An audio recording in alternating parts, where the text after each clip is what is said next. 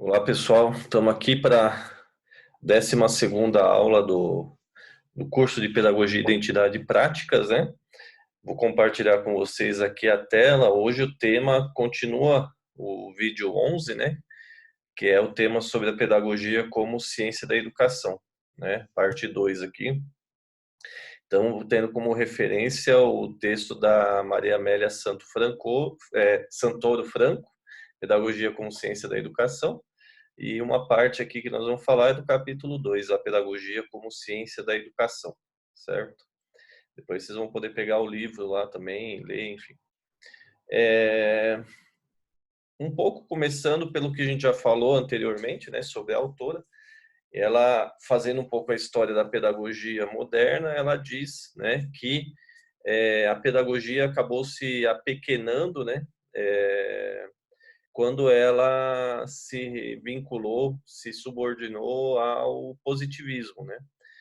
Depois a gente vai falar sobre isso aqui, justamente é um dos temas, né?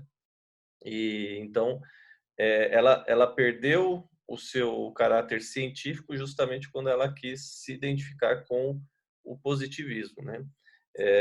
Então ela fala que a educação ela não é um objeto científico qualquer, né? É um objeto que não se apreende, né, pelas ciências tradicionais modernas, né? Então, a identidade da pedagogia, ela acabou na história se apequenando, né, vamos dizer assim, como a autora fala, quando justamente quis se aproximar de uma ideia positivista de ciência, né? Então, a autora fala que o caráter da pedagogia é muito mais filosófico, né? Científico, filosófico, histórico, né? Enfim, muito menos atrelado às ideias aí positivistas, né? E aí, sobre o positivismo, vocês podem também buscar outras fontes aí, não é o tema aqui da nossa aula, né? Enfim. Então, o que coloca a pedagogia como objeto em separado, né? É que ela é uma articuladora, né? Segundo a autora, né? Uma articuladora de um projeto de sociedade, né? Portanto, então, se ela articula um projeto de sociedade, como que a pedagogia articula um projeto de sociedade? Ela articula justamente porque é aquela que forma as pessoas que vão compor a sociedade. Então, se você quer construir a sociedade do futuro, né, justamente essa sociedade se constrói na formação das pessoas que vão constituir a sociedade do futuro. Então, o projeto pedagógico é um projeto de construção do futuro a partir da formação das novas gerações, né? Então, sendo ela então essa articuladora de um projeto de sociedade, impossível que ela seja neutra, puramente técnica, né? Como que é a ciência positiva, né? Positivista, né? Não, a pedagogia não, é impossível que ela seja neutra ou puramente técnica, né? Ela sempre está atrelada a um projeto social, de formação humana, de futuro da sociedade, um projeto de ser humano, né? Um projeto profissional, um projeto, enfim, né? É, ela é mediadora de projetos sociais, né? Que passa pela formação dos indivíduos e pela própria sociedade. Então, já que a gente vive numa sociedade, né, desigual, onde convivem, né, diferentes projetos, então ela também não pode ser neutra. Ela sempre está atrelada a um projeto. A gente pode dizer assim, de uma classe ou de outra, né? Um projeto que seria um projeto bom para as classes dominantes ou um projeto que seria bom para a classe trabalhadora, né? Em termos bem didáticos e reduzidos aí seria mais ou menos isso, né? Bom, essa ideia, né, de que a pedagogia pode ser uma ciência neutra ou, né, técnica, quem defende isso hoje, por exemplo, o pessoal do Escola Sem Partido, né, o pessoal do Brasil Paralelo, né, que tem aí agora o seu documentário, Pátria Educadora, né, que está no YouTube. Esses aí, então, vamos dizer assim, defendem que a pedagogia ela esteja a serviço de um projeto de sociedade, né? Ou seja, há um projeto e o pedagógico então entra como subordinado a isso, né? E não o pedagógico como fazendo parte desse projeto, né? Para essas pessoas a escola é um lugar de simples adestramento, né? Um simples instrumento de transmissão de determinados conteúdos, né? E não de é, formação de pessoas aí para o futuro. Então é importante a gente ter isso em mente, né? Quer dizer, quando a gente está falando de formação, nós estamos falando de futuro. Quando estamos falando de futuro, estamos falando de projeto, né? E quando estamos falando de projeto, nós estamos falando de que há uma determinada posição que você toma ou não toma nesse projeto, né? Então a gente fala de uma pedagogia burguesa, de uma pedagogia revolucionária, de uma pedagogia tradicional, de uma pedagogia nova, enfim, todas elas vinculadas a determinados projetos sociais, né? Então, diz a autora aqui, né, na página 73, ó, vocês estão vendo aqui, né? Se consideramos que a sua ação, né, da pedagogia, deve estar diretamente vinculada à humanização da sociedade, ela será sempre um instrumento político. Portanto, é fundamental que ela funcione como uma ação social inclusiva e participativa, e que fique clara sua posição a favor da humanização, da equalização de oportunidades, da construção da justiça e da paz entre os homens. Ela precisa ser explícita e democrática, né? Veja que o que ela fala aqui não é nada comunista, né? Como esses movimentos conservadores, né? Ela está falando de democracia, né?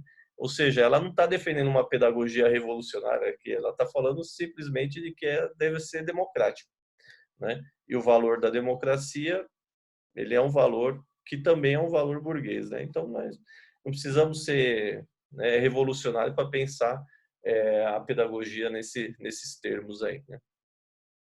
Bom, então, para a autora, então, essa dimensão política da pedagogia ela é fundamental, né? E diz ela aqui, ó, na página 72, né? Uma vez que estará a pedagogia sempre refletindo, avaliando, propondo a discussão os fins e os valores da educação num determinado tempo e espaço históricos. Então, os fins significa qual é a finalidade da pedagogia, qual é o valor, né, que a gente quer dar à educação, qual o valor humano, né? Qual o valor da formação, que tipo de ser humano, para que sociedade, isso a gente já falou em outros vídeos, né? E uma outra questão também é a relação da pedagogia com as outras ciências, né? A autora, bom, mas isso a gente já falou, né? A pedagogia ela é uma ciência estritamente interdisciplinar, né? A pedagogia necessita de outras ciências para se desenvolver. No entanto, o que a autora fala é que não se pode ter uma colonização da pedagogia por outras ciências, né? Mas essa é uma questão que a gente pode deixar para outro momento, né? Bom, então, que eu acho hoje o tema é justamente essa questão da dimensão política, né? E essa dimensão política da pedagogia coloca ela no lugar, né, da praxis, né, que eu já disse anteriormente em outro vídeo, da relação teoria e prática. Quer dizer, a pedagogia ela se constitui ou deveria se constituir como uma unidade teórico-prática, né? Ou seja, entre as descobertas científicas, né, de tudo que se relaciona à educação, com colocar em prática essas descobertas, né? Ou seja, descobrir como a criança aprende e organizar a escola para levar em conta essas descobertas de como a criança aprende, né? Descobrir qual é a melhor maneira de ensinar um determinado conteúdo científico e colocar em prática esse tipo de ensino, né? Então, ela fala aqui, né, na página 78 aqui, ó. Apostar na pedagogia como ciência da educação significa pressupor a necessária intercomunicação entre pesquisa e transformação, entre teoria e prática, entre consciência e intencionalidade. Eu sempre lembro dessa palavrinha, intencionalidade, né? Qualquer projeto de futuro, de formação, tem uma intenção, né? Isso define o pedagógico, né? Então, significa acreditar que todo processo de investigação deverá se transformar em processo de aprendizagem que criará à prática novas possibilidades de superar dificuldades, de se recriar constantemente, de se autoavaliar e assim modificar e aprofundar o seu próprio objeto de estudo, né? Então, a pedagogia é ciência da prática, né? Então, na pedagogia, teoria e prática é uma unidade, né? Trata-se de uma unidade. Você descobre fazendo descobertas a partir de princípios científicos, né? E você descobre, inclusive, a partir da própria prática, e essas descobertas vão orientando a prática para que ela melhore cada vez mais. Se eu sei como a criança aprende, por que eu vou organizar a escola de uma forma que a criança não vai aprender, né? Se eu sei qual é a melhor maneira de ensinar um determinado conteúdo, por que eu vou ensinar de outra forma, diferente, né? Então é por aí que a coisa caminha, né? Então acho que quando a gente fala da identidade da pedagogia, isso está sempre em questão, não dá para esquecer isso, né? Bom, então vai finalizando aqui a autora, né, a partir do Libânio, que a gente já viu, né? E vamos ver mais depois. O Libânio pergunta, né, que destino daremos à pedagogia como ciência da educação, né? Então, o que deve ser levado em conta é a prática educativa, né? Se a gente quer valorizar a pedagogia como ciência da educação, nós temos que olhar a prática educativa. É ali, né? A prática educativa sintetiza teoria e prática, né? É na prática educativa que, ao se praticar, se está levando em conta as melhores descobertas da área do que se relaciona a ensino-aprendizado, etc., né? Então, o que é a prática pedagógica, a prática educativa aqui? Essa prática é vista como prática social intencionada. Por que é prática social? Primeiro, porque envolve agentes sociais, professores, alunos, né? Porque ela está inserida em determinadas relações sociais. Então, tem as escolas da periferia, escolas do centro, escolas, né, dos ricos, dos pobres. As escolas estão sempre mediadas por determinadas relações aí, né? E as escolas, né, sempre estão envolvidas nesse projeto de futuro. Então, é uma prática social, né? Toda a sociedade coloca ali na escola determinadas expectativas, né? Então, é uma prática social, né? Que envolve seres humanos, envolve relações sociais, envolve conteúdos, envolve projeto, envolve intenções, né? Então, a prática educativa é vista como prática social intencionada, na qual confluem as intencionalidades e as expectativas sociais, né? E aí é sempre bom a gente lembrar, essas intenções e expectativas sociais sempre estão atreladas ao grupo social a que se está tratando, né? Então, me parece que dentro de uma sociedade capitalista, né, as expectativas da burguesia, da classe dominante, enfim, em cada contexto, acaba prevalecendo em cima das expectativas das classes trabalhadoras, enfim. Mas isso sempre é alguma coisa movida por tensões, né? Ou seja, é sempre possível que haja uma reversão disso. De toda forma, o que é importante a gente lembrar é o seguinte, que há intencionalidades e expectativas sociais sobre o que acontece na escola. Então, a vista como prática social intencionada, então, na qual confluem intencionalidades e expectativas sociais em que se determinam os contextos da existência humana num determinado grupo social, na qual se concretiza a realidade subjetivada, ou seja, nos indivíduos, né, num processo histórico-social que se renova continuamente, né? E essa praxis, então, ela é a praxis fundamental da prática educativa, é a atividade docente, né? Então, na atividade docente, você tem ali o estabelecimento de intencionalidade, que dirige, dá sentido à ação, ou seja, toda a prática docente está regida por uma intenção.